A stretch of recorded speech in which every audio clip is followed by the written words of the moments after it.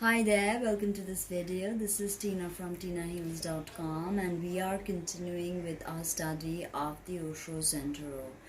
So today we will be discussing traditionally it's called the Suit of Swords, but Osho calls it the Suit of the Mastery of Mind. So for him, this is the suits correspond to the mind. So he calls it the Suit of Clouds. Okay.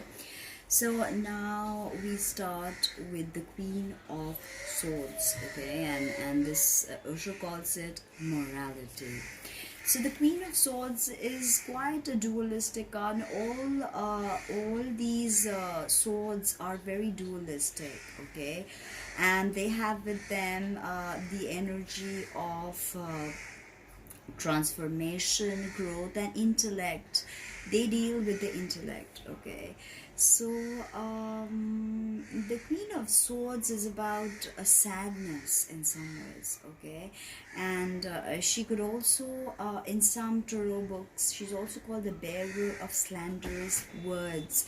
So she's someone who's fighting, okay. She's not an easy energy to deal with. She is very difficult, and she can mean sadness, as I said, but also perception.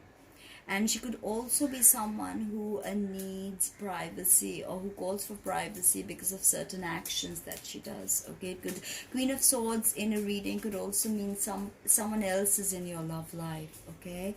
Now remember, this could be also information, clarity, internet privacy, cloud computing, and all of that, okay.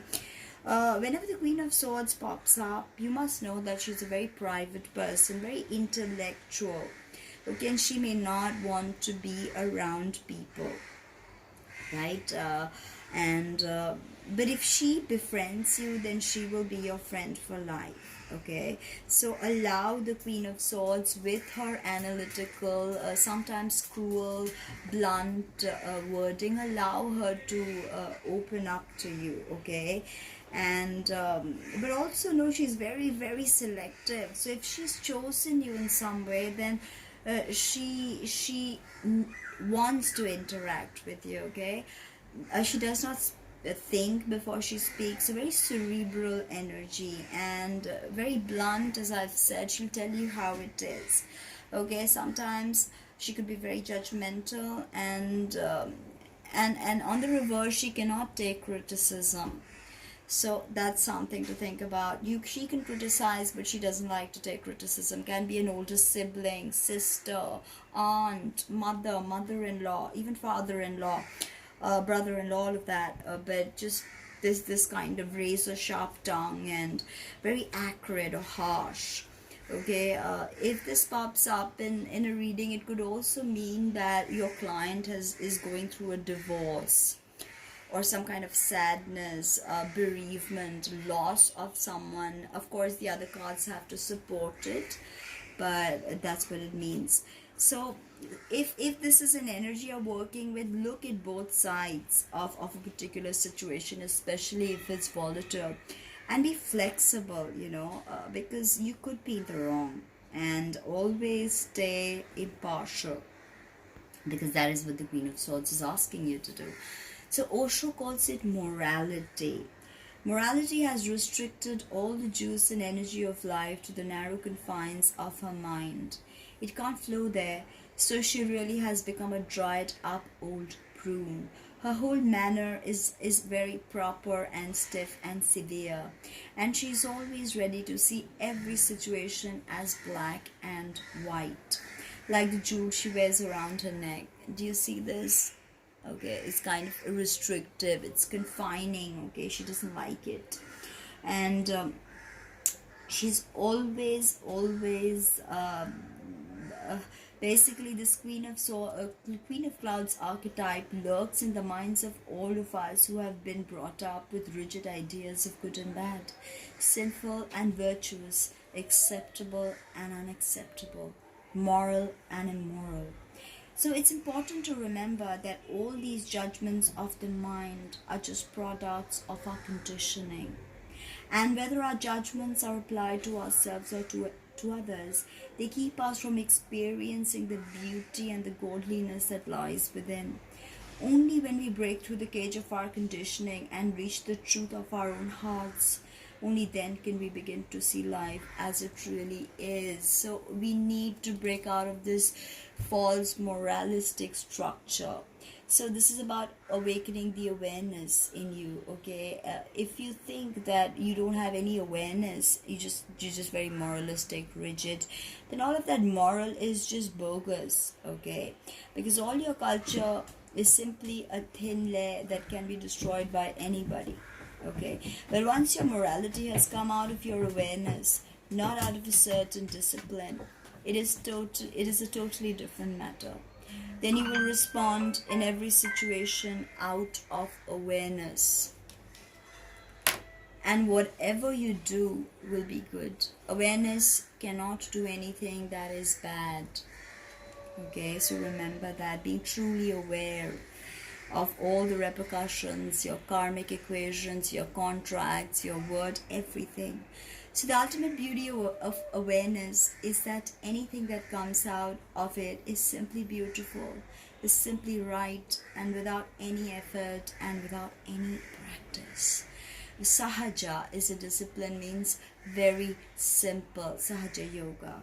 Okay, so that was the Queen of Swords. Okay, be alert, be conscious, be aware. Don't lie on fake morals. Now we discuss the King of Swords, and Osho calls the King of Swords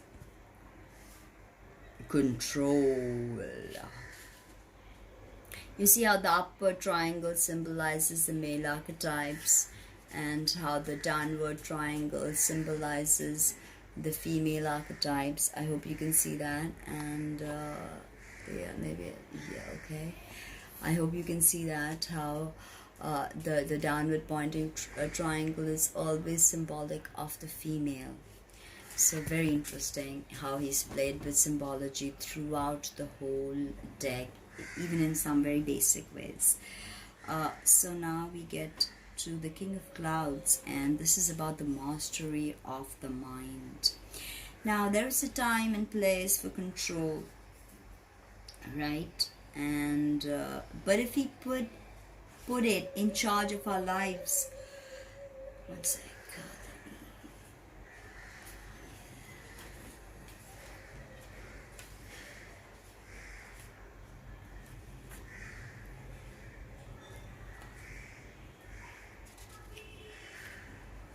Yes, so let's get started from the beginning.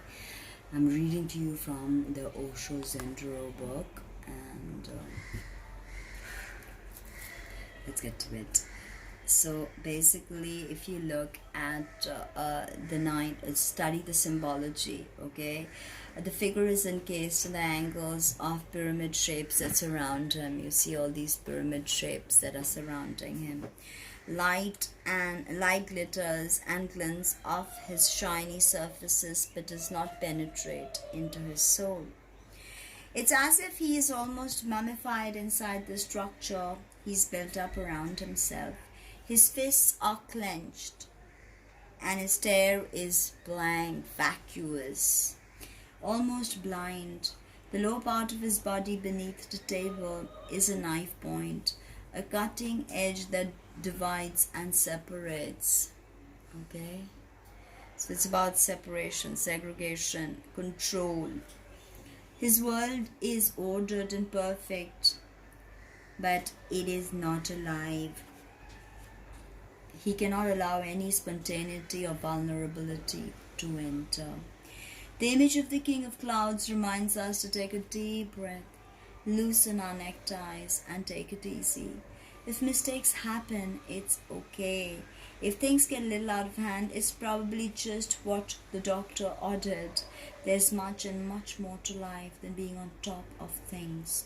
So generally, the King of Swords in conventional tarot deals with intelligence, truth, integrity, and but there is a certain amount of rigidity. If you look at the Rider and Waite deck, you can see by the way he holds his sword. Okay, and in the Rider and Waite deck, his gaze is very direct, okay, very determined. But here Osho has played around with that and has made him almost blind, like he cannot see outside his own structures. All right, and basically, whenever if you're just working with the Rider and Waite, if you pick up the King of Swords, then cut through illusion, and you must view any unresolved issues with truth and integrity. Okay, this is the time to be courageous as justice is on your side. But remember that what is your truth may not be somebody else's truth, and by your truth, you could be trying to control things you don't need to control. So be open to the mysteries of the universe. Look at not just 2 plus 2 4, look at all the beautiful mystery around us. And the King of Swords is very cerebral, so he cannot look at any mysteries of mystical nature. He doesn't want to go there. So, and because of this control, he's nervous, and he's always in turmoil, and he doesn't understand that it's control that stops him from flowing, from being truly alive, and he's nervous, and he's very, very nervous. So you have to let go of that control. Okay, no matter what happens in your life, stay away from expectations. Look beyond. To control this mind, you don't need to forcibly control it. You can't be cold and frozen. You have to allow chi, your life energy, to move through your limbs and through your body. Because if you do not allow energy to move, you will see repressed emotions becoming toxic, and you need to release them. Okay, these repressions will keep surfacing, especially if you have difficult astrological aspects, and you become cold and you can't touch others. Okay, and really, really deep and profound way, right? You can say hello, how are you, but it's just a cliche. Then you really don't want to know how they are. Okay, you want to keep it very light, right? You can't look into someone's eye, you don't want to hold someone's hand, you don't want to feel somebody else's energy because you're afraid, and you constantly trying to control, and this is your downfall. So always remember that Osho thinks that the King of Swords is about control, right? He's given you very interesting keywords for you to understand. Stop trying to control everything, because nothing is ever under control, and that is the key to it all. Then we move on to the page. The page is a prepubescent, teenager, child, and this is mind. It's really quite a scary image over there with the Page of Swords, really. But if you look deeply, you can see a lot of symbology playing out. Be alert. Be maybe open intellectually to learn, to study. Pages are also messages. Always remember that. And they bring you messages. So this morality, Page of Clouds, he calls it clouds, all the swords. This is look at this, what is going on. This is a situation that will happen if we forget that the mind is meant to be a servant and start to allow it to run our lives. The head is filled with mechanisms of, reminds me of Kafka's stories, the one that this really difficult instrument, very, very old style instrument that crushes people. It metes out capital punishment. I'm forgetting the name of the story, but it was just really heartbreaking. An individual caught in this kind of mechanistic structure, and that's what your mind is, a mechanism. And you're constantly talking. You can see from the mouth, it's open, it's ranting, it's raving, and it's just being polluted, okay, all around. The whole vibe, everything looks toxic here, okay. because you're arguing with people, you have your opinions. If somebody says something, you've got to have the last say, right? You're always like, but wait. But remember that, of course, the mind, the psyche is a huge part of us. The conscious mind, the monkey brain, it's what makes us human. It's what defines our ego, as Freud puts it. It is the very structure through which we operate, assimilate information. And yes, it is a source of all progress, all great truths, because we need to learn with our mind as Mercury, right? But it's not always about being in your head, okay? And in this page of clouds is telling us that somebody somewhere is stuck in a head trip. Take a look and make sure it isn't you, right? So this is crazy, because this is a small head.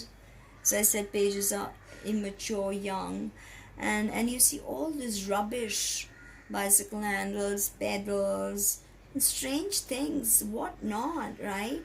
I mean, how do you live in a place where you've just filled it up with junk, right? And that rubbish just keeps on moving in your head, and your head's like spinning and weaving, and it's just keeping you occupied in this mind-numbing things, right? I mean, sit down and think to yourself that what kind of thoughts do you really allow? What kind of thoughts are going through your mind? It's very important. So an exercise Osho suggests is just sit down, close your doors, and write down for half an hour whatever is passing through your mind. And you will understand what I mean, and you will be surprised at what goes on inside your mind. It remains in the background, but it is constantly there. It surrounds you like a cloud. With this cloud, you cannot know reality. You cannot attain spiritual perception. This cloud has to be dropped, and it is just with your decision to drop it that it will disappear. But you're clinging to it, and the cloud is not interested in you. Remember, the cloud is toxic. All of this is toxic. So let go, right? Let go. If this pops up in a reading, as I said, that it could mean someone who is, the page says intelligent air sign person, okay? Like Libra, Gemini, Aquarius. He'll fight, he fights for injustice, but he could be kind and thoughtful.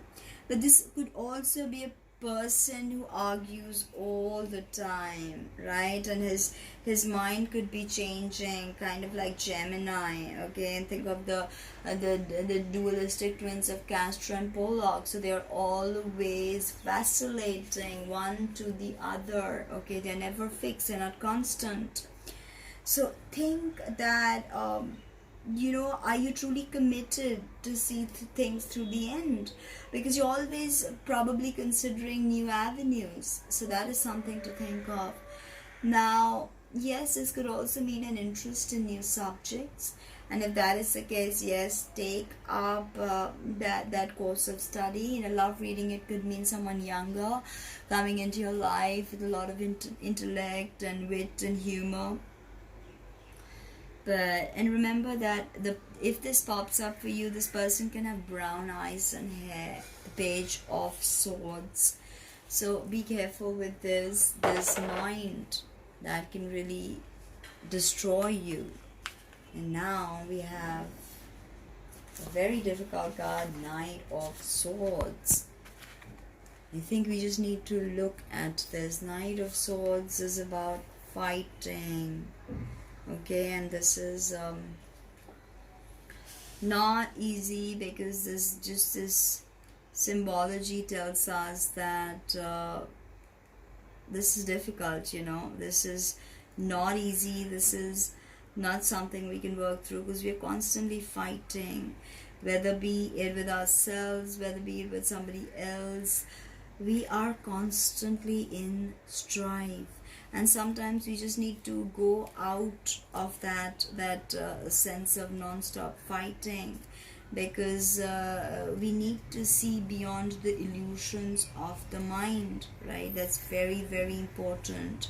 We need to go beyond the illusions of the mind, and we need to truly understand that there is a lot to this. That this is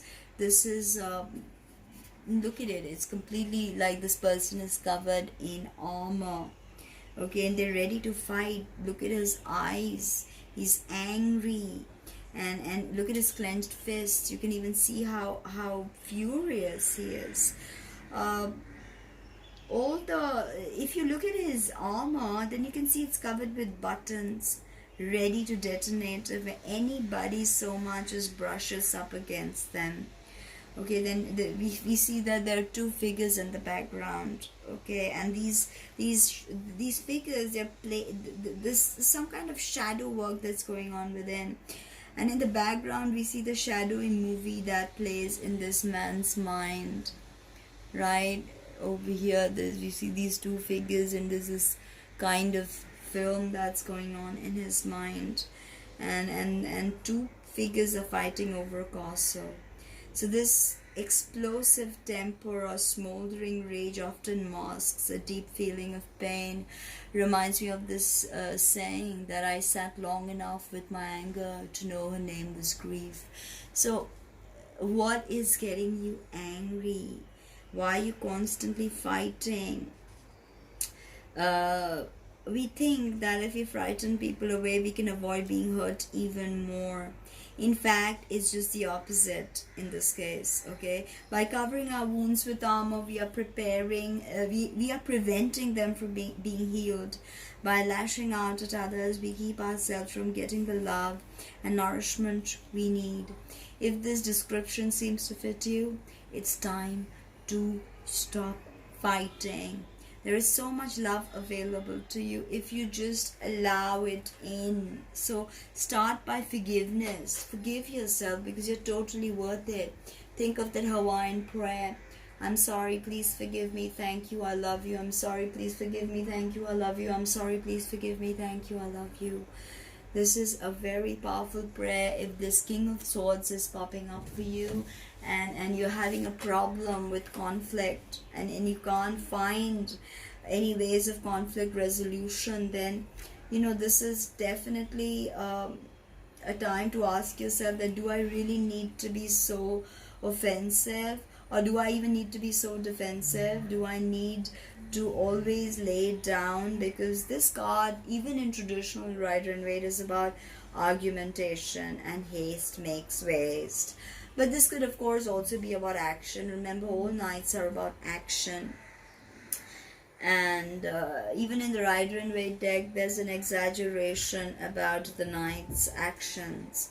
And if this card pops up, it's got forceful energy, because this is not okay, let's sit down and talk about it. This is about get up and go, because this is about swiftness, being fast, being quick. All right, and oftentimes this Knight of Swords is not careful. So if you pick this card for yourself, that means weigh your options. Don't rush into anything, because you are probably wrong.